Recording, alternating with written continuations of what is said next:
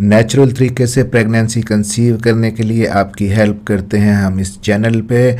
आप हमल के लिए ट्राई कर रही हैं, ओवुलेशन आपके अंदर हो रहा है, अंडे बनते भी हैं, अंडे फर्टिलाइज भी होते हैं, लेकिन फिर आपको पीरियड्स आ जाते हैं, हमल ठहरता नहीं है, इम्प्लांटेशन फेलियर हो जाता है, यानी आपने प्रेगनेंसी कंसीव तो की, आपका नन्हा सा एम्ब्रियो बना तो सही, लेकिन जब वो एम्ब्रियो बच्चेदानी में गया तो वहाँ पे यूट्रस की दीवार के साथ चिपक नहीं पाया।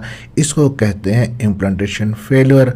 और इम्प्लांटेशन फेलियर क्यों हो जाता है?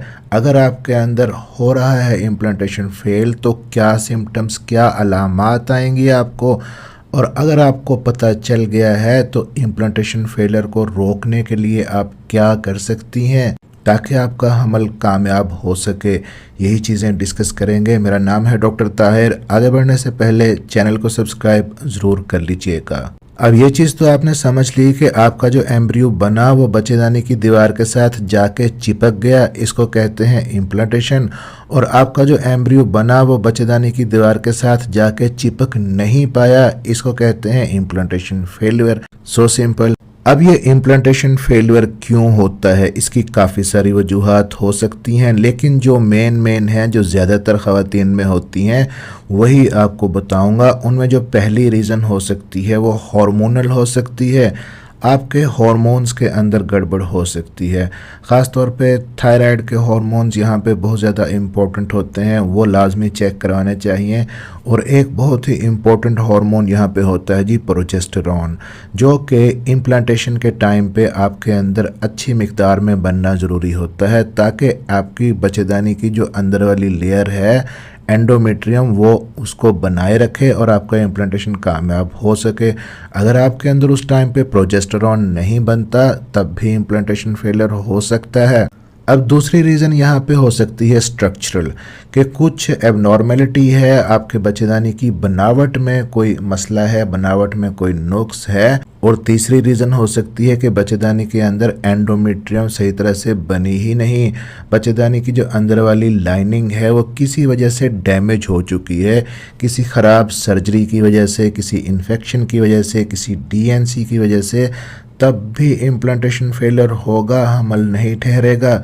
इसीलिए तो जिन ख़वातीन की डीएनसी हुई होती है या अबॉर्शन या मिसकैरेज होता है तो उसके बाद कम अज़ कम ख़वातीन को हम 3 साइकिल तक वेट करने का कहते हैं, तब वो उसके बाद वो दोबारा हमल के लिए ट्राई करें। उसकी वजह ये होती है कि फिर इन 3 महीनों के अंदर बच्चेदानी की अंदर वाली परत दोबारा से हेल्दी हो जाती है, तैयार हो जाती है। तो अगर किसी किस्म की इन्फेक्शन, सोजिश, वर्म की वजह से ये एंडोमेट्रियम डैमेज है, उसको ठीक करना, उसको ट्रीट करना भी ज़रूरी होता है। फिर यूट्रस के अंदर कुछ बनावटी नुकाइस हो सकते हैं, जैसा कि पॉलिप्स अगर बने हुए हैं या बड़े बड़े फाइब्राइड्स बने हुए हैं, एंडोमेट्रियोसिस है, तो ये सारी चीज़ें भी इम्प्लांटेशन फेलियर की तरफ लेके जाती हैं। आपका बच्चा वहाँ पे चिपक नहीं पाता, आगे ग्रो नहीं कर पाता और इम्प्लांटेशन फेल हो जाता है। अब समटाइम्स ऐसे भी होता है कि हार्मोन्स भी ठीक हैं, आपने चेक करवा लिए, थायराइड भी, प्रोजेस्टेरॉन हार्मोन भी ठीक है, और बच्चेदानी को अंदर से चेक भी करवा लिया, उसके अंदर भी कोई चीज़ नहीं है, कोई स्ट्रक्चरल एबनॉर्मलिटी नहीं है, वो भी ठीक है, फिर भी इम्प्लांटेशन फेल हो रहा है। इसकी एक रीज़न ये हो सकती है कि कहीं आपकी बॉडी के अंदर हीट तो बहुत ज़्यादा नहीं है, क्योंकि एक्सेसिव हीट बॉडी के अंदर ये भी इम्प्लांटेशन फेलियर का सबब बनती है। आपका एम्ब्रियो बनता है, चिपक नहीं पाता और आपको पीरियड्स आ जाते हैं। और अगर ऐसा है, आपकी बॉडी के अंदर हीट है ज़्यादा, तो इसके लिए करना क्या है ये भी आगे चलकर बताता हूँ। अब आपका इम्प्लांटेशन फेलियर हो रहा है, आपको पता कैसे चलेगा? क्या कोई ख़ास अलामात आपके अंदर आएंगी? तो सुन लें, आप जज कर सकती हैं, अगर तो कर लें। बाज़ ख़वातीन में ये होता है कि पहले तो उनको पीरियड्स हमेशा टाइम पे ही आते थे, सिर्फ 1 या 2 दिन आगे पीछे होते थे, लेकिन अब उनको पीरियड्स आ तो रहे हैं, लेकिन पीरियड्स थोड़ा डिले होके आते हैं, दिन ऊपर चढ़ के आते हैं, 4-5-6 दिन ऊपर होके उनको पीरियड्स आ रहे हैं। अब दूसरी सिम्टम यहाँ पे क्या हो सकती है इम्प्लांटेशन फेलियर की, कि पीरियड के टाइम पे आपको लोअर बेली के अंदर पहले की निस्बत थोड़ा ज़्यादा पेन महसूस होगा। और तीसरे सिम्टम के अगर आपका इम्प्लांटेशन फेलियर हो रहा है तो आपको इम्प्लांटेशन की ब्लीडिंग नहीं होगी, जो अमूमन ख़वातीन को पीरियड डेट से 4-5 दिन पहले 1 या 2 दिन हल्के फुल्के खून के दाग लगते हैं, जिसको इम्प्लांटेशन की ब्लीडिंग कहते हैं।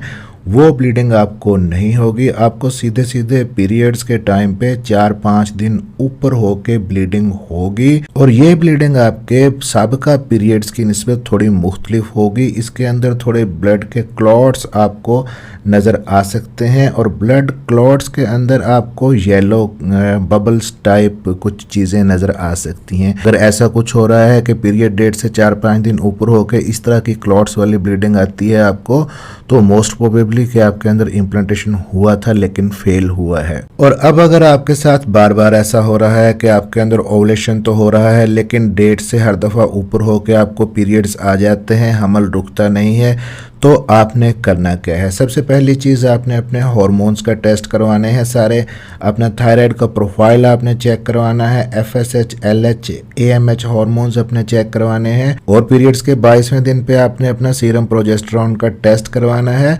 अगर डॉक्टर ज़रूरी समझें आपको प्रोजेस्टेरॉन हार्मोन के supplement as a supportive therapy आपको दे सकते हैं आपके इम्प्लांटेशन फेलियर से बचाने के लिए। अब दूसरी चीज़ आपने क्या करनी है, अपने यूट्रस का स्कैन करवाना है। स्ट्रक्चरल एबनॉर्मलिटीज़ को देखने के लिए आपने अपना एक TVS अल्ट्रासाउंड करवाना है, ताकि अंदर किसी किस्म का कोई पॉलिप है, फाइब्रॉइड्स हैं, इन चीज़ों को रूल आउट कर सकें। अब अगर ना तो हार्मोनल इम्बैलेंस है और ना ही कोई स्ट्रक्चरल एबनॉर्मलिटी है, आपको बॉडी हीट की वजह से भी इम्प्लांटेशन फेलियर है, तो फिर आपने क्या करना है, आपने 1 चम्मच सौंफ लेना है, रात को उसको पानी में भिगो के रखना है, सुबह उसे ग्राइंड करना है, उसके अंदर आपने धागे वाली मिश्री लेनी है, पीस के आधा चम्मच उसका डाल लेना है। अगर शुगर है तो मिश्री के बगैर यूज़ करें, अगर शुगर नहीं है तो मिश्री डाल सकती हैं। इसकी तासीर ठंडी होती है, आपके डाइजेस्टिव एंजाइम्स को भी अच्छा रखती है, हार्मोन्स को भी तेज़ करती है। 1 महीने तक आप डेली इस ड्रिंक को पी सकती हैं। पीरियड्स के दिनों में सिर्फ ना पिएं, बाकी सारा महीना आप पी सकती हैं। बार बार इसलिए बताता हूँ ताकि चैनल पे आने वाले नए व्यूअर्स भी इससे फ़ायदा उठा सकें। और पाकिस्तान में मैंने अपनी प्रैक्टिस में जो चीज़ नोट की है कि ख़वातीन, ख़ास तौर पे जो रूरल एरिया की ख़वातीन हैं, देहात की जो ख़वातीन हैं, उनके अंदर ज़्यादातर HB की कमी, हीमोग्लोबिन की कमी देखी गई है। इसी तरह जो ख़वातीन अर्बन एरियाज़ की हैं, जो शहरी ख़वातीन हैं, उनके अंदर ज़्यादातर विटामिन D और कैल्शियम की कमी नोट की गई है। तो ये तीनों चीज़ें भी, यानी कि हीमोग्लोबिन, विटामिन D और कैल्शियम, ये भी फर्टिलिटी के लिए ज़रूरी हैं, इम्प्लांटेशन के लिए ज़रूरी हैं, हेल्दी एंडोमेट्रियम, हेल्दी यूट्रस के लिए ज़रूरी हैं।